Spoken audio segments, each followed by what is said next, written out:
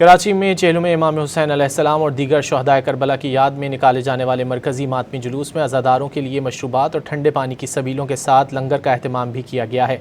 नुमाइश चौरंगी के करीब भी इस वक्त लंगर की तैयारी जारी है, जो जुलूस की आमद पर अज़ादारों को न्याज किया जाएगा।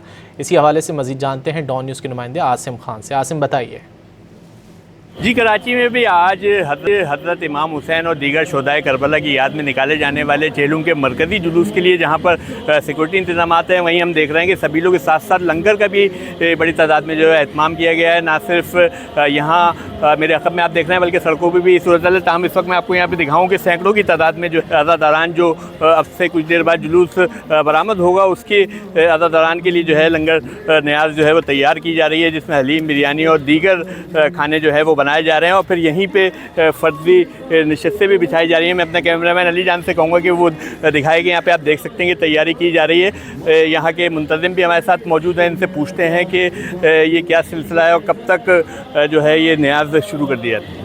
जी, न्याज का जो आगाज़ है वो जुलूस जैसे ही शुरू होगा 12:30 पौने 1 बजे, तो न्याज का आगाज़ कर दिया जाएगा और फिर ये असर तक जो है इस न्याज का सिलसिला जारी रहेगा। तो ये हर जुलूस के लिए यहाँ पे न्याज का एहतमाम किया जाता है। जी, आशूर के जुलूस में भी इसी तरह का एहतमाम होता है और चेलम के जुलूस में भी 110 देगों का एहतमाम होता है, जिसमें हलीम और बिरयानी ज़ायरीन और अज़ादारों को सर्व किया जाता है। जी, आपने बात सुनी मुंतज़िमीन की कि उनका ये कहना है कि ना सिर्फ चेलम के मौके पे बल्कि आशूरा के मौके पे भी जो है ये इंतज़ामात होते हैं और 100 से ज़ायद देगे जो है यहाँ पे तैयार की जाती हैं। और जैसे ही जुलूस बरामद होता है, यहाँ पर फ़र्जी नशिस्तों पर जो है न्याज का जो है वो खोल दिया जाता है और फिर लोग जो है इस न्याज को खाते हैं। और यही सिलसिला जो है हमें जुलूस के मुख्तलिफ़ रास्तों पे नज़र आता है कि बड़ी तादाद में जो लोग जो है लंगर, पानी और शरबत की सबीलें लगाकर जो है अज़ादारान को